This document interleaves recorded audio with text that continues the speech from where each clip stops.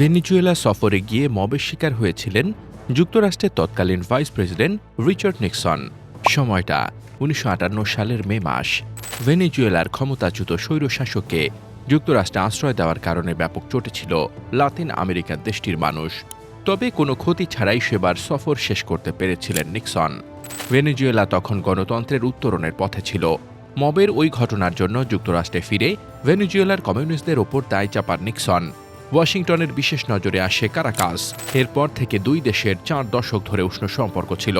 তবে ভেনেজুয়েলায় নাটকীয় রাজনৈতিক পরিবর্তনের কারণে গত ২৫ বছর সেই সম্পর্কে ভাঁটা পড়েছে। যুক্তরাষ্ট্রের ফ্লোরিডা ইন্টারন্যাশনাল ইউনিভার্সিটির অধ্যাপক ব্রিয়ান ফনসেকা বলেন, ২০ শতকের শেষের দিকে যুক্তরাষ্ট্রের সঙ্গে ভেনেজুয়েলার ব্যাপক বোঝাপড়া ছিল। এই সম্পর্কের পেছনে ওয়াশিংটনের উদ্দেশ্য ছিল ভেনেজুয়েলার বিশাল জ্বালানি তেলের ভাণ্ডার এবং স্নায়ুযুদ্ধের সময়ে তৎকালীন সোভিয়েত ইউনিয়নের সঙ্গে দ্বন্দ্ব। যা হোক, ৬০-এর দশকে ভেনেজুয়েলার নতুন সরকার ছিল কমিউনিস্ট বিরোধী। বন্ধু হিসেবে ভেনেজুয়েলার কাছে অস্ত্র বিক্রি শুরু করেছিল যুক্তরাষ্ট্র। এর বিনিময়ে দেশটি থেকে তেল উত্তোলন শুরু করে মার্কিন কোম্পানিগুলো। তবে ভেনেজুয়েলার তেল নিয়ে মার্কিন স্বার্থে বড় আঘাত আসে কয়েক বছর পর, যখন নিজেদের তেল খাতকে রাষ্ট্রীয়করণ করেছিল কারাকাস। এরপর ওপেকের সদস্য হিসেবে ভেনেজুয়েলার সঙ্গে ভালো সম্পর্ক রেখেছিল যুক্তরাষ্ট্র।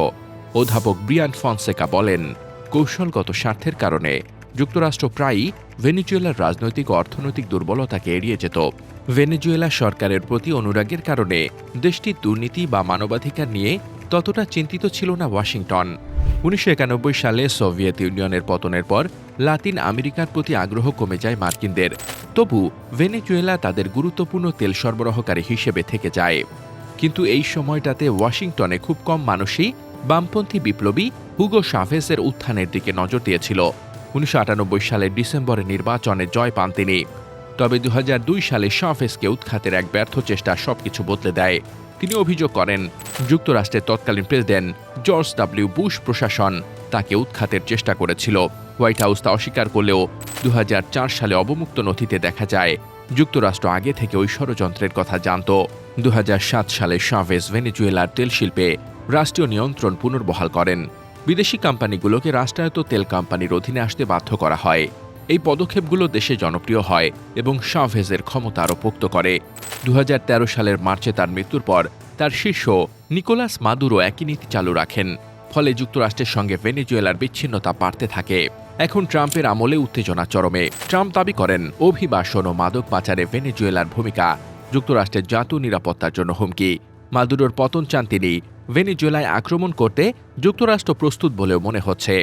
৫০ বছর আগে নিক্সন যখন ভেনেজুয়েলায় মবের মুখে পড়েছিলেন, তখনও এমন প্রস্তুতি নিয়েছিল ওয়াশিংটন। এবার কি হয় তা সামনের দিনগুলোতেই বোঝা যাবে।